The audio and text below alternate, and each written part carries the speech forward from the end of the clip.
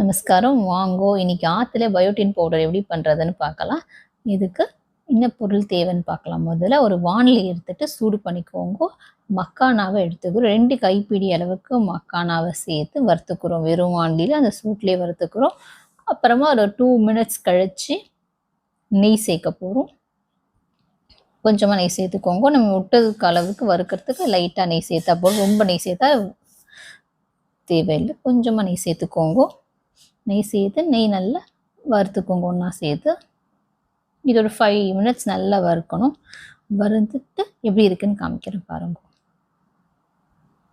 இன்னும் கொஞ்சம் சேர்க்குறேன். நெய் கொஞ்சம் கூட இருக்கிற மாதிரி இருக்கு. இன்னும் கொஞ்சம் சேர்க்குறேன் பாருங்க. நல்லா வறுத்துச்சுன்னா நம்ம கையில் தொட்டு அது உடையணும். இந்த பதம் இருந்தால் போதும். நல்லா வறுந்துருக்குன்னு அர்த்தம். இப்போது அதே சூட்டு வாண்டியில் ஒரு கைப்பிடி அளவுக்கு பாதாம், அத்திப்பழம் எடுத்து வறுத்துக்கோங்க. கொஞ்சம் நெய் சேர்த்துக்கோங்க. பத்தாதுன்னா அத்திப்பழத்தை நல்லா பிச்சு போட்டுக்கோங்க. ஒட்டின்றதுனால பிச்சு போட்டுக்கிறேன்.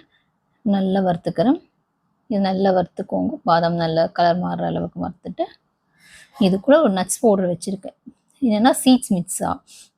இது நானே தான் மிக்ஸ் பண்ணி வச்சது. பம்கின் சீட் நிறைய இருக்கும். வேர்க்கடலை, இந்த சாலியா விதை போட்டுக்கிறேன். வால்நட், ஏலக்காய் போட்டுக்கிறேன். அந்த நட்ஸ் பவுடர் என்ன இருக்குன்னு பார்த்தீங்கன்னா வால்நட், முந்திரி, பிஸ்தா, சன்ஃப்ளவர் சீட்ஸ். நீங்கள் வேறு என்ன சீட் வேணாலும் சேர்த்துக்கலாம் கூட.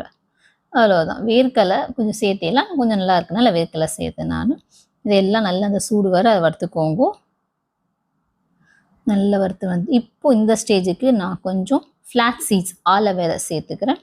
அதையும் நல்லா ஒன்றா சேர்த்து வறுத்துக்கோங்க.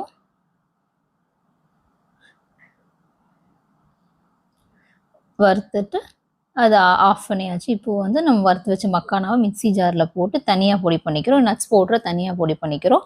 கடைசியாக ஒன்றா சேர்த்து நம்ம பயோட்டின் பவுடர் ரெடி. பார்த்தீங்களா, நல்லா இந்த நட்ஸ் நல்லா அரைஞ்சிருச்சு. இப்போ நம்ம அரைச்சி வச்ச அந்த மக்கானாவையும் சேர்த்து ஒன்றா அந்த வானிலையே ஒன்றா சேர்த்து கலர போகிறேன். கலரி முடித்தா பார்த்தீங்கன்னா நம்ம ஆற்றுலே சுவையான ஹெல்த்தியான பயோட்டின் பவுடர் ரெடி. சாப்பிட்டு பார்த்துட்டு எப்படி இருக்குன்னு சொல்லுங்க. தேங்க்யூ.